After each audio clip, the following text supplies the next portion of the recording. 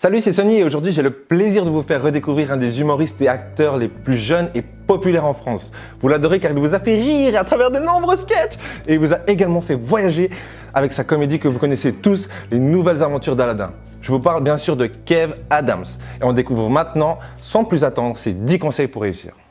Putain, je suis excité.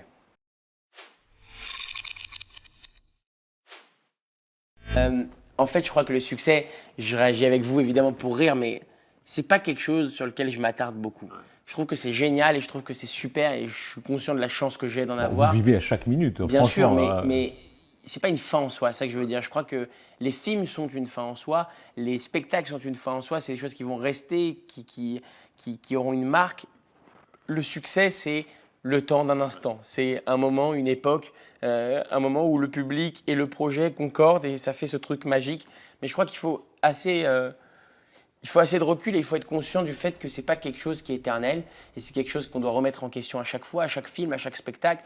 Et donc finalement, c'est comme un boxeur, quoi. On monte sur le ring, on fait un KO, on gagne un combat, c'est super. Mais quand on descend du ring, malheureusement, on sait qu'il va falloir y retourner à un moment donné pour garder notre titre. Je pense pas être meilleur qu'un autre humoriste ou moins bon qu'un autre humoriste. Je dirais simplement que j'aborde un sujet qui a déjà été abordé par certains humoristes, qui est l'adolescence. Mais c'est vraiment un ado qui parle aux ados, quoi. C'est vraiment l'ado qui parle aux ados et aux parents.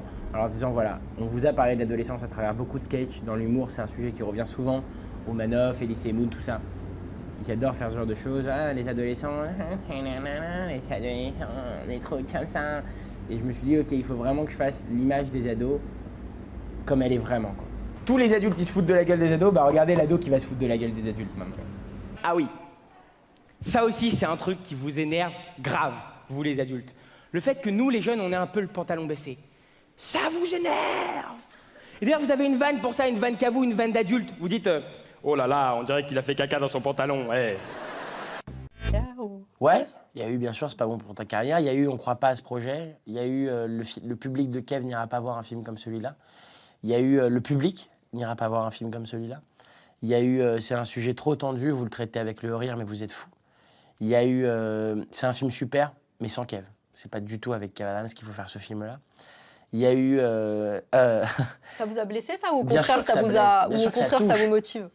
C'est touchant et en même temps, moi, j'ai toujours été très motivé et par les non, et par les refus, et même par les insultes. Je viens du monde de la scène, du stand-up, le monde du stand-up, c'est un monde particulier.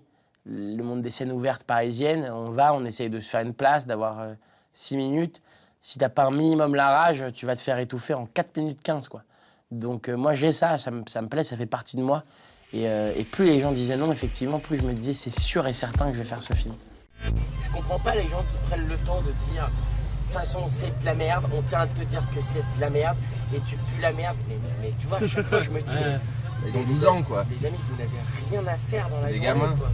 Ouais, ça m'attriste un peu parce que c'est vrai que, et je le vois sur moi, mais je le vois sur d'autres gens aussi, ça m'attriste pareil parce que quand tu vois des artistes qui, malgré le fait que t'aimes ou que t'aimes pas après, qui se donnent, qui font un truc, qui postent quelque chose sur internet, tu vois des gens qui disent c'est de la merde, sans même donner un avis constructif, tu vois, juste c'est de la merde, c'est dommage, je trouve ça dommage. Alors c'est aussi toute cette génération un peu pré-mâchée, un peu culture McDo, qui grosso modo, voilà quoi, Ouais, mais c'est réfléchit pas trop, quoi. C'est faire une généralité Non. que de dire ça parce que moi dans mon public il y a beaucoup justement de cette génération McDo comme on dit et il y en a beaucoup qui sont très sensés, qui savent.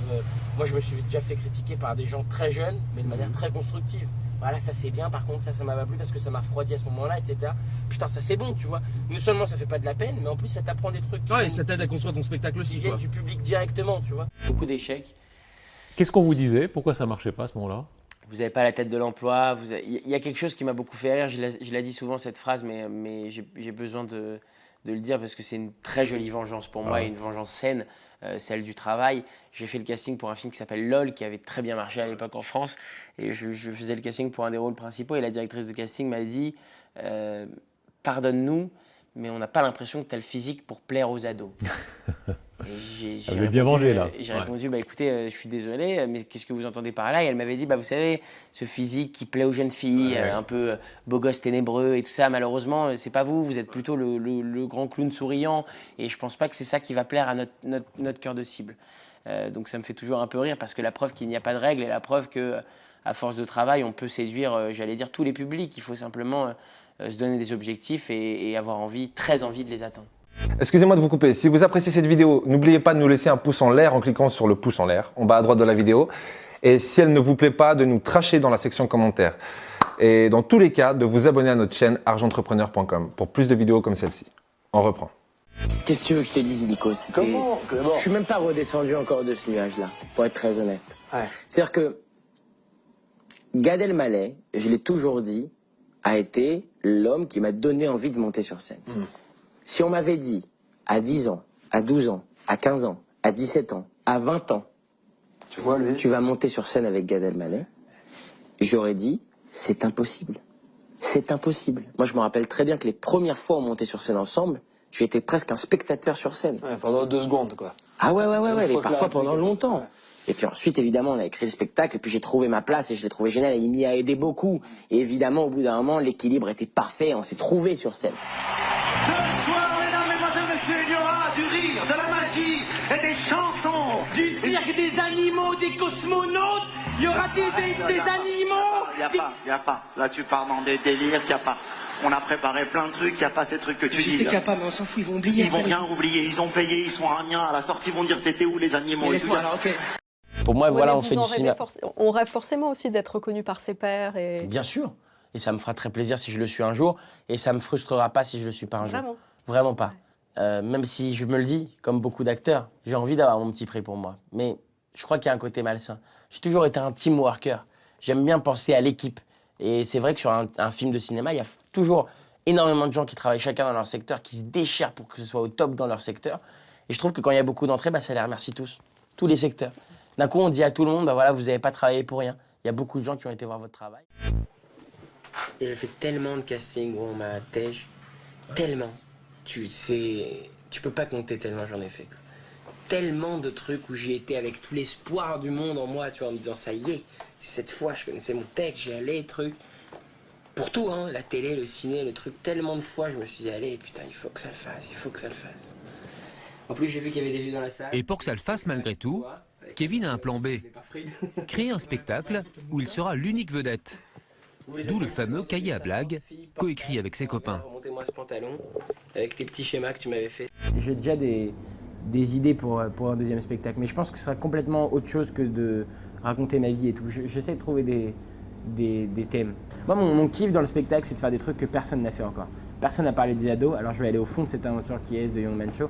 Pour le deuxième show, j'espère trouver un autre truc. Je veux que le premier, les gens se disent, ok, ce mec est fort, on le connaît, et que le deuxième vraiment soit une claque, quoi.